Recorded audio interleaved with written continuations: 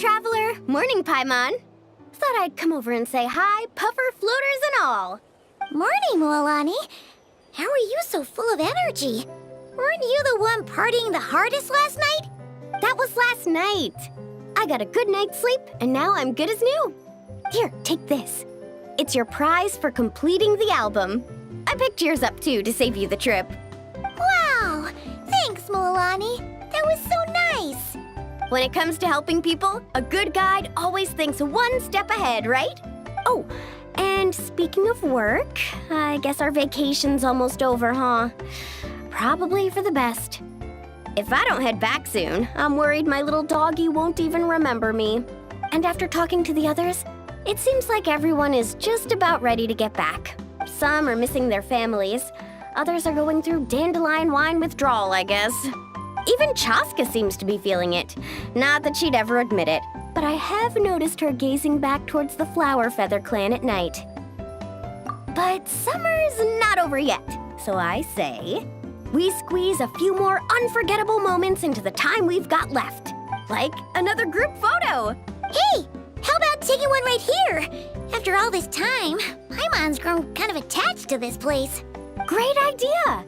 Why don't you spruce up this wall, and I'll go gather the others. See you over at the plaza!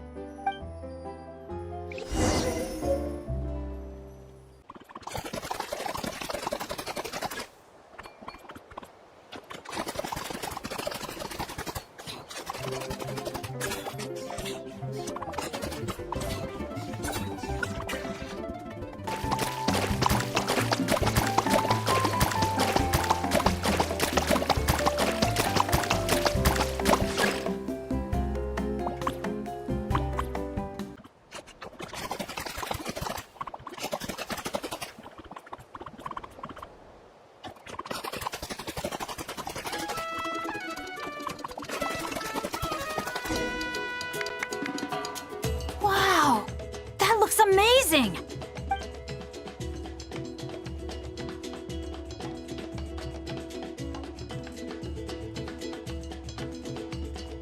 Guys, over here! We're gonna take a picture together! Oh, not bad, not bad.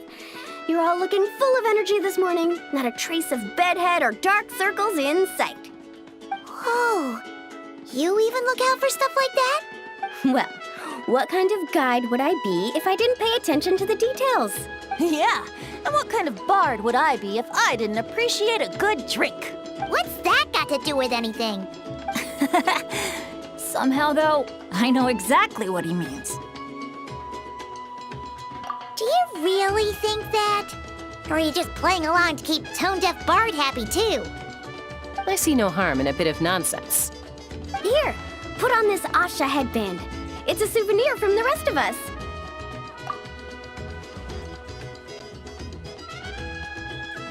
It really suits you. Alrighty then. 3, 2, 1. Paimon? Sorry.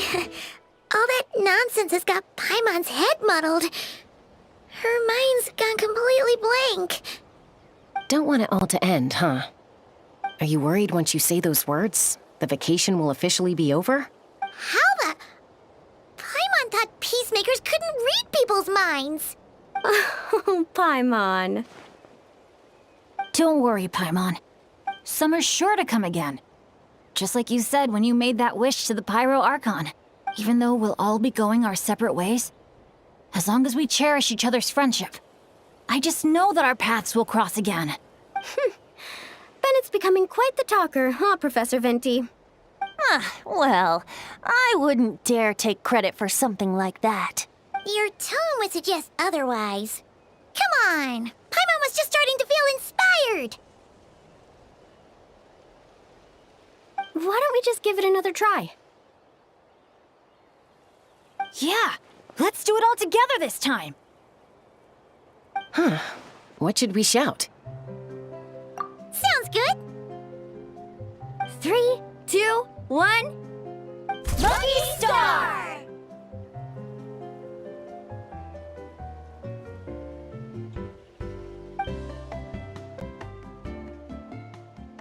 So, what are your plans for the future, Bennett? If you're having trouble deciding, you can always park it in the People of the Springs for a bit, or however long you want, really. Thanks for the kind offer, Moalani. I actually went to see the Pyro Archon to tell her how grateful I am for everything she's done for me. She told me that the domain we entered was an abyssal simulation of the Mare Javari.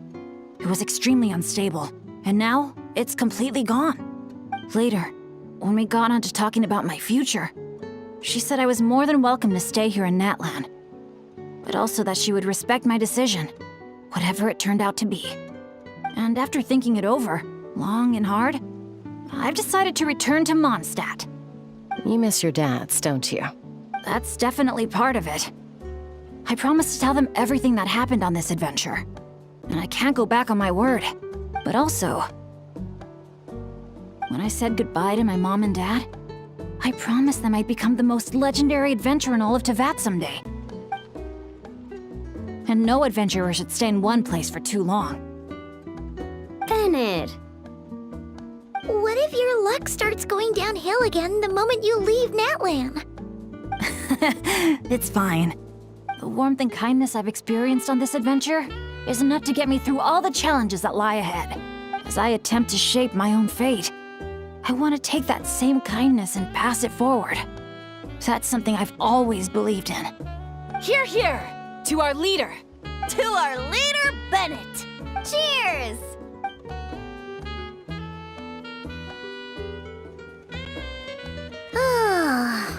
This is gonna be another all-nighter, isn't it? The fun never stops! Who's up to perform next?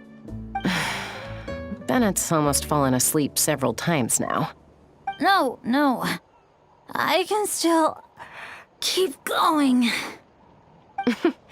Go get some rest now, guys. And seeing as you've still got the energy, I'll leave the cleanup to you, Mualani. Huh? Why me? Traveler, perhaps you could join me for a walk? I know a great spot. You might be tone deaf, but you sure know how to sniff out a good view. Glad you like it. Some stories aren't meant for the birds, only for the stars high in the sky. More like a story that begins with time itself. Long, long ago, time began to write the story of this world. To her, all living beings were equal, both in their value and in significance. Like an ancient scroll, she engraved upon her memory all people, all events, all encounters, and all farewells. Back then, as an animal spirit, I had a chance encounter with time at the Thousand Winds Temple. Hearing my wishes, she entrusted me with fragments of her power and authority. Sounds like you've heard the story of time in the wind before. Charming, isn't it? Through the memories engraved in rituals, poems, ruins, and ancient texts, the same beings she considered so insignificant have met her, time and time again. So, this is the story you wanted to share? More like the prologue. The corruption of the Mare Javari is tied to time itself.